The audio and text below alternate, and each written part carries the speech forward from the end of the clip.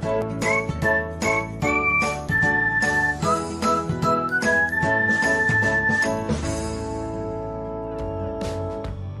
everyone, welcome back to another episode of Technologyglance. Today in this video, I'm going to guide you through how you can view restricted accounts on Instagram Lite. So let's get started. Firstly, open Instagram Lite app in your device. Then tap on your profile icon if you haven't. Next tap on three lines icon. After that, tap on settings. Next tap on privacy. Then you can see the option of restricted accounts. Tap on it. So this is how you can view restricted accounts on Instagram Lite.